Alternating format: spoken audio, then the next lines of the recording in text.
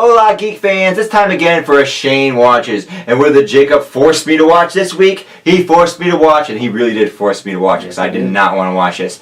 The Evil Dead, a Sam Raimi film from 1981. This does not have a large budget. This is cheaply made, and I don't think they took it too seriously when they're making it.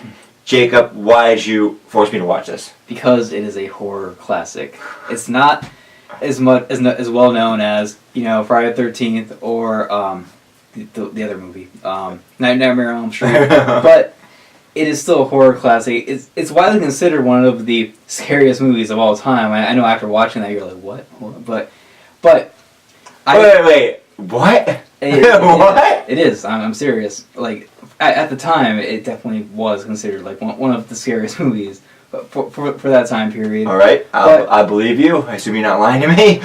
But I really enjoyed this movie watching because at the time I wasn't a big horror fan, but I was really trying to get into horror. Then I discovered this movie and I was like, wow, this is awesome. And then I immediately watched the other two sequels to the movie, and I love those as well. But what did you think, Shane? This movie sucks. It is so astonishingly bad. And I mean that in the worst way possible. So I don't mean that like Arrow sucks, but it's funny to watch. I meant this was me watching the movie most of the time. Now, yes, there are, and also when you say it's scary, it's not. There are a couple what I call jump scares or being started where I went, whoa, shit. But that's not scary, because I wasn't scared. There was no point where I was nervous, no point where I was like, oh, what's going to happen? I literally was like this. I'm like, God, why do you make me watch this shit? It's so stupid. Right? And then, I would jump. That doesn't make a good movie. Yeah. And there were a couple times where it's so over the top, it's kind of funny. Yeah. So I'm laughing at it, and I think that they're probably trying to go for that. Because, I mean, it's just it's astonishingly bad dialogue, astonishingly stupid. The characters make... They're not real people. Well, they make the decisions are purposely really, really bad, right? Yeah. I mean, I'm guessing that's what they're going for. And this is where the whole trope began of some teens in the cabin in the woods. Like that's where making really, really bad decisions. Yeah, and but I really enjoyed it, and on what level did you enjoy it? Like when you say enjoy it, what does that mean? I agree that it was very over the top, but I thought it fit in the film. I thought it fit with the real weird, where like he has to kill his girlfriend at the end because she turned into a deadite, as they call them, in future installments. All right. But I it just really fit with the feel of the film that they were setting up. And there's that famous scene, I guess it's famous, I don't know, where when the girl goes out into the forest and there's the scene with the vines. Do you know what I'm talking about? Oh yeah. Yeah, that scene, like I was like, wow, like that was the scene where I was legitimately creeped out. I wasn't like scared about it. I was like emotionally scarred a little bit, I guess. But that, and then there's the scene where like I think it's a girlfriend, like where she's like peeking up out of the his sister, I think. Yeah, like at the cellar, right? Yeah. Picking up. Like that creeped me out too. The most creepy scene I found in the movie, the only thing that kind of was creepy, like the tree, the basic was like tree rape. That scene, it was just so ridiculous. I was like, wow, I can't believe this. There was the one scene when the sister first gets possessed, and they do that weird floating thing where she's like hovering in the air. And the camera kind of moves, but she doesn't. And this is very common in horror movies when it creates strange movement that's unnatural. That was a little creepy. Yeah.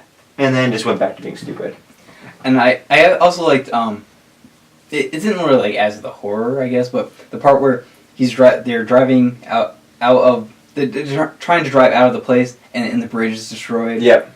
And it's like, oh crap, they're trapped in now. There's nowhere to go. They have to stay here. And they're all like doing the classic thing where it's like, oh, someone will help us eventually. We just have to last through the night. Yeah. And then, but also thing, when the Evil Dead is coming, it does that camera movement where it's going through the forest. I really like that because they stick with that throughout the all of the films, and even the new TV show Ash vs. Evil Dead, which I really like. It continued that, and then at the end, when it goes towards Ash, like, and you don't know what's going to happen, but I'm going to make you watch the second movie, so you're going to know. But to tell me, Jacob, you're the first one to watch the second movie.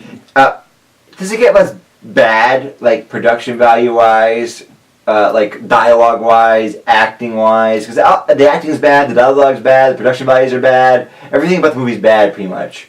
They ramp all of that up as to how it is now.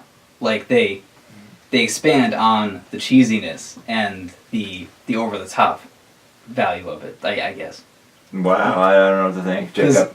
You already know, because this is a spoiler, that he gets a chainsaw hand, so that right there should tell you what's going to happen. Jacob, what are you reviewing this movie? What score are you giving it? I'm giving this an 8 out of 10. I think it's a great movie. I'm giving it 1 star. Don't watch this. Watch it. So brutal. This is our biggest split ever, I think. The pain. The pain. Yeah, it is the pain. It gives me enjoyment.